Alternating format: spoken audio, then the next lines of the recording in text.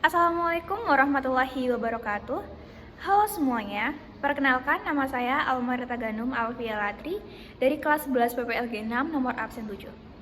Nah, pada kesempatan video ini, saya akan menjelaskan mengenai program CRUD yang telah saya buat sebelumnya.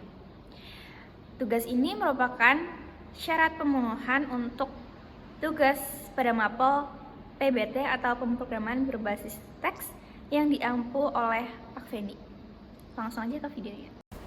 Program tersebut adalah sebuah aplikasi desktop CRUD atau Create, Read, Update, dan Delete yang menggunakan platform Windows Phone App dan bahasa pemrograman C#. Program ini memungkinkan pengguna untuk melakukan operasi CRUD pada data buku di suatu gudang yang disimpan dalam database MySQL. Berikut adalah penjelasan singkat tentang operasi CRUD yang dapat dilakukan dalam program tersebut. Pertama ada Create. Pengguna dapat menambahkan data buku baru dengan mengisi informasi seperti judul buku, berat buku, nama, dan tanggal masuk. Data tersebut kemudian disimpan dalam database dengan menekan tombol button tambah. Yang kedua ada Read atau menampilkan data. Program memungkinkan pengguna untuk menampilkan semua data buku yang tersimpan dalam database MySQL. Data tersebut ditampilkan dalam list box setelah pengguna menekan tombol menampilkan data atau show data. Ada update. User dapat mengubah informasi data buku yang sudah tersimpan ke dalam database.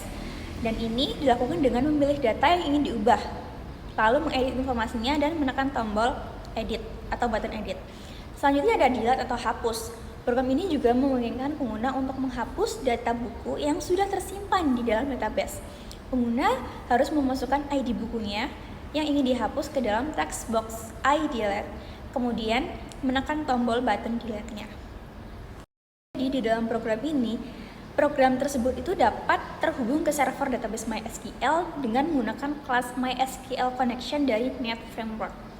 Dan metode connect dan disconnect itu digunakan dalam program ini digunakan untuk membuka dan menutup koneksi ke database tersebut.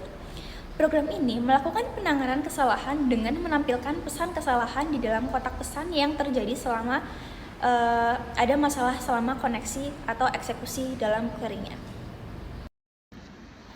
Nah, sebelum kita lanjut ke video selanjutnya, kita akan melakukan running program terlebih dahulu.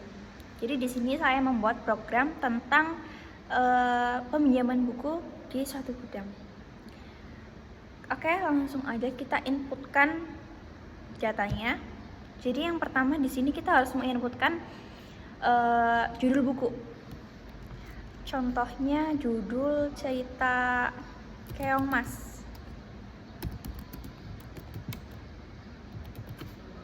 Dan kita harus mengisi berat bukunya, yaitu dengan tipe data integer dengan nama Almarita. Setelah kita menginputkan data-datanya, kita akan menambahkan ke dalam database. Jadi kita harus memencet atau mengklik tombol button tambah itu. Oke. Dan di sini muncul message atau pesan berhasil terkoneksi dengan MySQL. Oke, gimana caranya kita menampilkan data tersebut yang telah kita inputkan? Langsung aja kita ke show data, button show datanya. Dan di sini kita juga harus mengikuti atau mengklik tombol OK pada pesan yang muncul. Nah, tadi ya kita mengikutkan judul buku Keong Mas dengan berat buku 12 gram dan nama yang meminjam itu Almarita. Dia sudah muncul di dalam database itu. Dan apa kita bisa mengedit data tersebut? Tentunya bisa. Dengan cara kita memasukkan ID yang akan kita edit. Di sini kita akan mengedit inputan yang kita tadi masukkan ya. Data yang kita masukkan maksudnya. Yaitu datanya dengan ID 8.